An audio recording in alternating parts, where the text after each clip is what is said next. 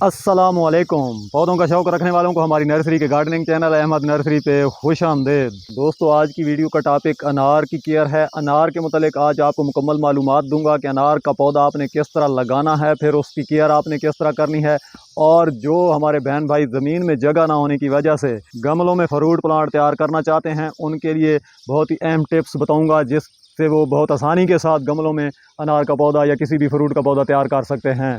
तो आज की वीडियो में आपको ये भी बताऊंगा, जो ज़्यादातर हमारे पास कंप्लेंट आती है कि हमारे अनार के पौधे के ऊपर फूल तो बहुत लगते हैं लेकिन फूल झड़ जाते हैं। तो इसकी वजह आपको बताऊंगा कि इसकी असल वजह क्या होती है, आपके अनार के पौधे के ऊपर फूल लग के झड़ क्यों जाते हैं, अनार को पानी आपने किस तरह देना है और आपने अनार को किस तरह की मिट्टी में लगाना है। उसके बाद एक बहुत ही अहम चीज़ जो फ्रूट प्लांट्स के लिए बहुत ही ज़रूरी होती है और आप में से अक्सर व्यूवर्स को इस बात का पता नहीं होता और वो इस तरफ तवज्जो नहीं करते, हालांकि ये फ्रूट प्लांट के लिए बहुत ही ज़रूरी है। ख़ास तौर पे गमलों में फ्रूट प्लांट अगर आप तैयार करना चाहते हैं तो उसके लिए तो बहुत ही ज़्यादा ज़रूरी है, और वो है प्रूनिंग। तो ये भी आज की वीडियो में आपको बताऊंगा कि आपने अनार की प्रूनिंग किस तरह करनी है ताकि जिससे आपका पौधा सेहतमंद भी हो और आपको इसके ऊपर प्रोडक्शन भी ज़्यादा मिले। ज़्यादा टाइम ज़ाया नहीं करते, चलिए वीडियो शुरू करते हैं। अहमद नर्सरी से मैं हूं आमिर सलीम और आपको हमारी नर्सरी के गार्डनिंग चैनल पे खुश आमदेद। अगर आप हमारे चैनल पे नए हैं और पहली बार वीडियो देख रहे हैं तो इस चैनल को अभी सब्सक्राइब करके बेल के निशान को ऑल पे कर लीजिए, क्योंकि हम आपको देते हैं हर किस्म के पौधों के मुतालिक जेन्युइन मालूमात, जो असल मालूमात और गार्डनिंग की अंदरूनी बातें होती हैं वो मैं आपके साथ शेयर करता रहता हूँ इस चैनल पर। और इसीलिए हमने ये चैनल बनाया है ताकि आप तक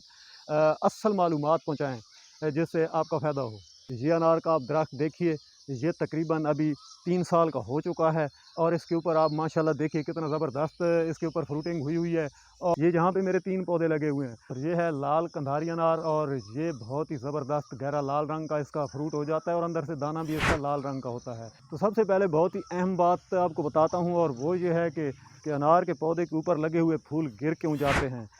और ये ऐसी बात है जिसकी वजह से हमारे बहुत से व्यूवर बहुत ज़्यादा परेशान रहते हैं और हमें बहुत ज़्यादा कंप्लेन ये मिलती रहती है और ये पूछते हैं कमेंट्स और मैसेज करके। और नर्सरी पे आने वाले हमारे कस्टमर पूछते हैं अक्सर, बहुत ज़्यादा सवाल ये करते हैं कि हमारे अनार के ऊपर फूल तो बहुत लगते हैं लेकिन गिर जाते हैं, तो इसकी क्या वजह होती है। तो इसकी मेन वजह आप समझ लीजिए, अगर आपके पौधे के ऊपर फूल लगते हैं और गिर जाते हैं तो इसमें परेशान होने वाली बात नहीं है। पहली बात तो ये है कि ये फूल 2 तरह के होते हैं। एक होता है मादा फूल जो गिरता नहीं है बल्कि फ्रूट बनता है। दूसरा होता है नर फूल जो गिरना ही होता है। नर फूल कभी फ्रूट नहीं बनता। नर फूल जितने भी होते हैं वो पौधे ने गिराने होते हैं। तो आपने देखना यह है कि आपका पौधा नर फूल अगर गिरा देता है तो इसमें परेशान होने वाली बात बिल्कुल भी नहीं है। अगर पौधे के ऊपर मादा फूल हैं और वो गिर रहे हैं तो फिर परेशानी वाली बात है। मैं बहुत ही अहम बात आपको बताता हूँ कि इसमें नर फूल और मादा फूल की पहचान क्या है। तो पहले मादा फूल आपको दिखा देता हूँ, क्योंकि अभी फ्लावरिंग का टाइम नहीं है, इसलिए ज़्यादा फूल इसके ऊपर नहीं लगे हुए। इसके ऊपर फ्रूट बना हुआ है तो अभी इसके ऊपर फूल इतने नहीं हैं। लेकिन मेरे कुछ व्यूवर्स बहुत ज़्यादा ज़िद कर रहे थे कि अनार के ऊपर आपने वीडियो नहीं बनाई, आप हमें अनार के ऊपर वीडियो बना के दिखाएं। तो अभी मैंने सोचा चलो ये वीडियो बना देता हूँ, फिर आगे नेक्स्ट जब इसके ऊपर फूल लगे होंगे फिर एक वीडियो बना के आपको वो भी दिखा दूंगा। तो ये फूल आप देखिए, ये मादा फूल है। मादा फूल की पहचान ये होती है कि ये थोड़ा लंबा होता है और इसके पीछे डोडी बनी होती है। तो ये फूल गिरता नहीं है, ये फ्रूट बनता है, क्योंकि फ्रूट मादा फूल से ही बनना होता है। नर फूल जो होते हैं उन्होंने गिरना होता है। तो अब इसके ऊपर नर फूल तो कोई बच्चा नहीं है, सारे गिर गए हैं। लेकिन आपको यहीं पे मैं समझाने की कोशिश करता हूँ कि आपके अनार के पौधे के ऊपर जो नर फूल लगते हैं, नर फूल के पीछे डोडी नहीं होती, वो इतना लंबा नहीं होता, वो शॉर्ट सा फूल होता है और उसने गिरना ही होता है, फ्रूट नहीं बनना होता। तो इसमें परेशान होने वाली बात बिल्कुल भी नहीं है। अगर आपके पौधे के ऊपर लगे हुए फूल गिरते हैं तो आप ये समझिए कि आपके पौधे के ऊपर जो लगे हुए फूल गिरे हैं ज़रूर नर फूल होंगे, क्योंकि मादा फूल गिरता नहीं है, क्योंकि इससे फ्रूट बनता है। नर फूल थोड़ा छोटा होता है और उसके पीछे डोडी नहीं होती। अब इसके ऊपर और फूल तो है नहीं, क्योंकि अब इसकी फ्लावरिंग का टाइम नहीं है, अब इसकी फ्रूटिंग का टाइम है। तो इसको आप इस तरह समझ लीजिए कि जो नर फूल होगा, जिस तरह ये एक रेलिया फ्लावर का फूल है, तो ये फूल है, इसके नीचे डोडी नहीं है। और इस तरह जिस तरह मैं पहले दिखा चुका हूँ, अनार का फूल ये थोड़ा लंबा है और ये शॉर्ट सा फूल है। तो ये जो अनार का नर फूल होता है वो शॉर्ट सा होता है, उसके पीछे डोडी नहीं होती। تو مین وجہ یہی ہوتی ہے کہ جو نر پھول ہوتے ہیں انہوں نے گرنا ہی ہوتا ہے، تو وہ گر جائیں تو اس میں پریشانی والی بات نہیں ہے، یہ نیچرل بات ہے۔ اگر مادہ پھول گرتے ہیں تو پھر اس کی دو وجوہات ہو سکتی ہیں۔ نمبر ایک کہ جب اس کے اوپر پھول لگے ہوں تب اس کو آپ نے 1 مہینہ پانی بالکل کم سے کم دینا ہے، نمی اس کی آپ نے بالکل کم رکھنی ہے۔ اگر نمی اس کو زیادہ ملے گی تو پھر جو ہے نا وہ گروتھ کی طرف دھیان پودے کا چلا جاتا ہے، نئے پتے اور نئی شاخیں نکالنا شروع کر دیتا ہے اور پھول جھاڑ دیتا ہے۔ اب یہ دیکھیں جس طرح یہ نئی گروتھ کر رہا ہے تو اس طرح جو ہے نا یہ گروتھ کی طرف دھیان پودے کا چلا جاتا ہے جب پانی زیادہ مل رہا ہو۔ اس کو 1 مہینہ آپ نے کم پانی دینا، جب اس کے اوپر بہت زیادہ پھول لگتے ہیں، زیادہ تر فروری اور مارچ میں اس کے اوپر فلاورنگ ہونی ہوتی ہے، تب آپ نے اس کے پانی کا خیال رکھنا ہے۔ بعض اوقات یہ بھی ہوتا ہے کہ آپ پھولوں کی وجہ سے آپ پانی تو کم دے رہے ہوتے ہیں لیکن بارش ہو جاتی ہے تو بھر کے پانی آ جاتا ہے، پھر وہی کام ہو جاتا ہے، کیونکہ نمی تو پودے کو زیادہ مل جاتی ہے، چاہے بارش کا پانی ہو یا آپ خود دے رہے ہوں، تو بات تو ایک ہی ہے۔ نمی اس کو زیادہ آ جائے تو اس نے پھول گرانے ہی ہیں، تو اس طرح بھی یہ پھول گرا دیتا ہے۔ پودے کے اوپر پھول بہت زیادہ لگ جائیں تو بھی پودا کچھ پھول گرا دیتا ہے، کیونکہ اس نے وہی پھول رکھنے ہوتے ہیں جن کو وہ فروٹ بنا سکے اور ان کو رکھ سکے۔ تیسری وجہ یہ بھی ہو سکتی ہے کہ جب پھول لگے ہوئے ہوں اور تیز ہوائیں چلیں تب بھی اس کا نقصان ہوتا ہے، پھول زیادہ گر جاتے ہیں۔ لیکن یہ دو وجوہات تو نیچرل ہیں، ایک تو نر اور مادہ پھول والی اور دوسرا یہ ہوا سے گرنے والی۔ تیسری جو وجہ ہے پانی نمی زیادہ دینے والی، وہ آپ کر سکتے ہیں کہ جب اس کے اوپر پھول لگے ہوں تب آپ نے اس کی نمی بالکل کم رکھنی ہے، اس کو پانی آپ نے کم دینا ہے۔ کسی بھی فروٹ پلانٹ کے اوپر جب پھول لگے ہوں اس کو آپ نے پانی کم دینا ہوتا ہے۔ تو یہ قندھاری انار جو ہوتے ہیں یہ لال سرخ ہو جاتے ہیں، ان کے اندر دانہ بھی سرخ ہو جاتا ہے اور یہ بہت ہی زیادہ لذیذ ہوتے ہیں کھانے میں۔ اس کے علاوہ کابلی جو ہوتے ہیں ان میں سفید زیادہ آتے ہیں، تو وہ بھی اچھی ورائٹی ہے، کھانے والی ورائٹی ہے۔ لیکن جو دیسی انار ہوتا ہے وہ بھی سفید ہوتا ہے اور اس کے اندر اتنی مٹھاس نہیں ہوتی، اس کا سائز بھی فروٹ کا چھوٹا بنتا ہے اور مٹھاس بھی اس میں بہت کم ہوتی ہے۔ سب سے اچھی ورائٹی جو ہے وہ ریڈ اینجل ہے۔ ریڈ اینجل کھانے میں بھی بہت ہی لذیذ ہوتا ہے، اس کے فروٹ کا سائز بھی موٹا اور بہترین بنتا ہے اور کلر بھی اس کا بھی لال ہو جاتا ہے اور کھانے والا فروٹ بنتا ہے وہ۔ تو آپ نے انار کا پودا لگانا ہے تو کوشش کیجئے ریڈ اینجل انار لگائیے، بہت اچھی ورائٹی ہے۔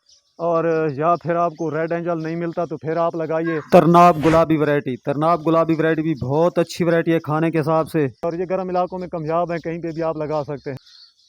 تو اس کے بعد مٹی پہ بات کرتے ہیں، تو یہ سخت جان پودے ہوتے ہیں تو ان کے لیے کوئی خاص مٹی بنانے کی ضرورت نہیں ہوتی۔ اب ادھر ادھر کی باتیں میں کرتا رہوں اور آپ کے لیے بھی مشکل بناؤں کہ اس طرح کی مٹی لے کے آئیں، اس طرح کی مٹی لے کے آئیں، یہ مکس کریں وہ مکس کریں، کچھ بھی نہ کریں۔ اپنے علاقے کی جو نارمل جو گارڈن سوئل ہے، آپ کے علاقے کی نارمل مٹی، اسی میں آپ لگائیں۔ اگر آپ زیادہ اچھی مٹی بنانا چاہتے ہیں تو پھر آپ نہر والی مٹی ڈھونڈیں۔ نہر والی مٹی کو بھالو مٹی کہا جاتا ہے، اگر بھالو مٹی مل جائے تو وہ بہت ہی زبردست ہوتی ہے، ہر قسم کا پودا آپ اس میں لگا سکتے ہیں۔ نہر والی بھال میں آپ اپنے علاقے کی مٹی جس قسم کی بھی ہے وہ بھی شامل کیجئے اور اس میں پرانا گوبر ڈھونڈیے، پرانا گوبر بھی شامل کر لیجئے۔ تو یہ 3 چیزوں کا مکسچر بہت ہی زبردست مکسچر فروٹ پلانٹ کے لیے بنتا ہے، تو اس سے اچھا کوئی مکسچر بنا ہی نہیں سکتا۔ اب کھادوں کی طرف جائیں تو آپ کو جو طرح طرح کی کھادیں بتائی جاتی ہیں وہ آپ کی پہنچ سے دور ہوتی ہیں، تو اس طرح کی بات ہم آپ کو نہیں بتاتے، آپ کو وہ بات بتاتے ہیں جو آسانی کے ساتھ آپ کر سکیں۔ تو یہ آپ کر سکتے ہیں، آپ کے علاقے سے آپ کو نہر کی مٹی بھی مل جاتی ہے اور آپ کے ہی علاقے سے آپ کو گوبر بھی مل جاتا ہے۔ آپ تھوڑا سا سرچ کریں تو آپ کے علاقے میں ضرور جانور تو ہوتے ہیں، تو کہیں سے بھی آپ کو گوبر مل سکتا ہے، لیکن یہ خیال رکھنا ہے نیا گوبر آپ نے استعمال نہیں کرنا۔ اگر آپ کو پرانا گوبر نہیں مل رہا، نیا گوبر ہے، تو اس کو آپ نے 4-5 مرتبہ پانی میں سے گزارنا ہے، پھر وہ استعمال کے قابل ہو جاتا ہے، ڈیکمپوز ہو جاتا ہے۔ تو یہ آپ نہر والی بھال اور اپنے علاقے کی مٹی اور یہ گوبر یہ مکس کر دیں گے تو بہت ہی زبردست مکسچر بن جائے گا۔ سنگل مٹی، چاہے وہ نہر والی بھال ہو یا آپ کے علاقے کی مٹی ہو، تو سنگل مٹی میں آپ پودا نہ لگایا کریں۔ 2 یا 3 طرح کی مٹی کو آپ جب مکس کرتے ہیں تو وہ جام نہیں ہوتی، وہ بہت زرخیز مکسچر بن جاتا ہے۔ تو اس طرح آپ نے مٹی اس کی بنانی ہے اور اس میں لگانا ہے کوئی بھی فروٹ پلانٹ۔ اس کے بعد آپ نے پانی اس طرح دینا ہے کہ پانی ان کو آپ زیادہ دیں گے تو بھی ان کا نقصان ہے، اگر ان کو آپ پانی کم دیں گے تو بھی ان کا نقصان ہوتا ہے۔ تو آپ نے پانی ہمیشہ ان کو اس وقت دینا ہوتا ہے جب ان کو پانی کی ضرورت ہو۔ تو کب ان کو ضرورت ہوتی ہے؟ آپ نے زمین پہ آپ نے دیکھنا ہے کہ اس کے تنے کے آس پاس کی مٹی میں نمی ہے۔ ابھی یہ مٹی جو آپ دیکھ رہے ہیں اس میں نمی موجود ہے، اس کو پانی کی ضرورت نہیں ہے۔ ابھی 2 دن پہلے بارش ہوئی تھی تو یہ نمی اس کی کافی یہاں پہ بنی ہوئی ہے، تو ویسے بھی اب تو یہ جس طرح اس کے اوپر فروٹ تیار ہو رہا ہے، فروٹ لگا ہوا ہے، تو اب زیادہ بھی پانی اس کو ملے تو اتنا نقصان نہیں ہے، چونکہ اوور واٹرنگ کا نقصان بہت زیادہ ہوتا ہے، تو آپ نے اوور واٹرنگ سے بچنا ہے۔ بس آپ نے اس کو پانی اس وقت دینا ہے جب پودے کو پیاس لگی ہو، جب اس کے تنے کے آس پاس کی مٹی 70 سے 80% خشک ہو جائے، تب آپ سمجھیں پودا پیاسا ہے، تب آپ اس کو پانی بھر کے بے شک دے دیں، لیکن اس وقت دینا ہے جب تنے کے آس پاس مٹی خشک ہو جائے۔ مٹی کو ایک بار خشک کرنا بہت ضروری ہوتا ہے، کیونکہ زیادہ تر نمی میں مٹی رہ کے بے جان ہو جاتی ہے، تو اس کو خشک کرنا ضروری ہوتا ہے۔ 70 سے 80% مٹی خشک ہو جائے تب آپ نے پانی دینا ہے۔ کسی بھی پودے کو پانی کا طریقہ آپ اسی طرح رکھیے، جو بھی پودا آپ نے لگایا ہوا ہے، کیونکہ اس کے تنے کے آس پاس اگر ابھی نمی ہے یا اس کے گملے کی مٹی میں ابھی نمی ہے، تب آپ نے پانی بالکل بھی نہیں دینا۔ جب آپ کو تھوڑی بہت مٹی خشک ہوتی نظر آئے، تب آپ سمجھ جائیں کہ اب پودے کو پیاس لگ رہی ہے۔ اب 70-80% خشک ہو جائے تب آپ اس کو پانی دے دیجئے۔ اس کے بعد بہت ہی اہم ٹاپک پہ آتے ہیں، اور وہ ہے پروننگ، کٹائی چھٹائی۔ یہ بہت ہی ضروری ہے، اور جو ویورز گملوں میں فروٹ پلانٹس تیار کرنا چاہتے ہیں، تو پہلی بات تو یہ ہے کہ فروٹ پلانٹس کے لیے آپ کو بڑے گملے کا انتخاب کرنا پڑے گا۔ اگر آپ کسی چھوٹے گملے میں پودا لگاتے ہیں تو 1 سال کے بعد آپ کو اس کا گملہ چینج کر کے اس کو بڑا گملہ دینا پڑے گا، پھر 1 سال گزرنے کے بعد آپ کو پھر گملہ چینج کرنا پڑے گا اور اس کو اس سے بڑا گملہ دینا پڑے گا۔ تو آپ نے ہر سال ان کا گملہ چینج کرنا ہے اور بڑے سے بڑا گملہ دینا ہے۔ جتنا بڑا گملہ آپ دیں گے اتنا یہ آپ کو اچھی پروڈکشن دیں گے۔ تو ایک تو آپ نے ان کا گملہ بڑا رکھنا ہے، دوسرا آپ نے بہت ہی اہم بات، گملے میں اگر آپ فروٹ پلاٹ تیار کرنا چاہتے ہیں تو آپ نے کٹائی چھٹائی ضرور کرنا ہے۔ کٹائی چھٹائی آپ نے اس طرح کرنا ہے کہ ایک ہوتی ہے سافٹ پروننگ، جو آپ نے ہر ماہ کرتے رہنا ہے۔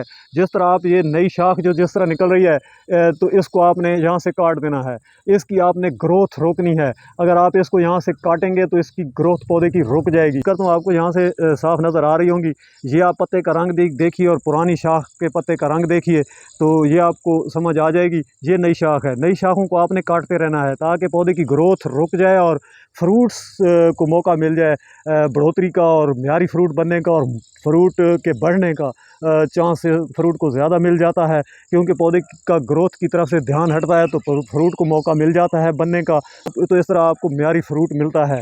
آپ نے اس کی گروتھ روکنے کے لیے سافٹ پروننگ ہمیشہ کرتے رہنا ہے۔ اوپر سے آپ نے ہر مہینے اس کی نئی نکلنے والی برانچز جو ہیں، شاخیں جو ہیں، وہ آپ نے کاٹتے رہنا ہے۔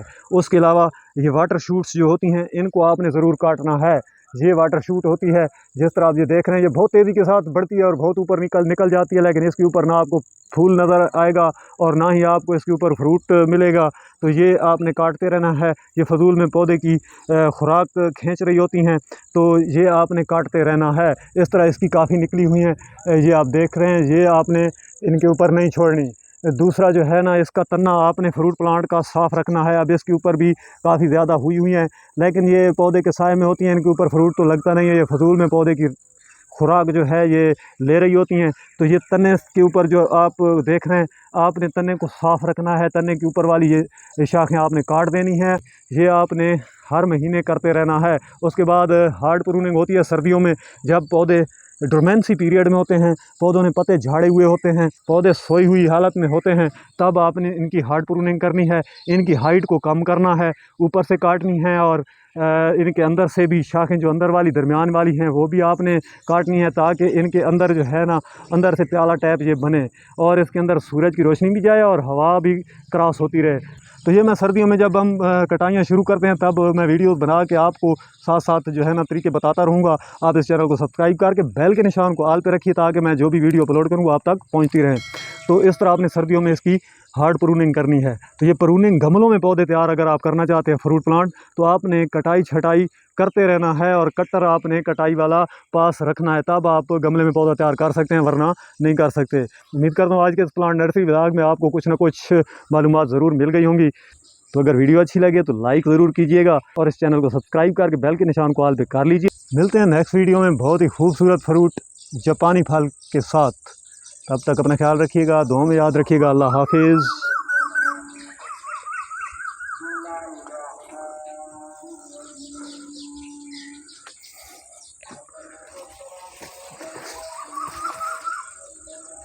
اور میری نیکسٹ ویڈیو میں آپ کو جاپانی پھل کا درخت دکھاؤں گا، جو پھل کے ساتھ بھرا ہوا ہے اور بہترین صحت مند درخت ہے اور بہت بڑا درخت ہے۔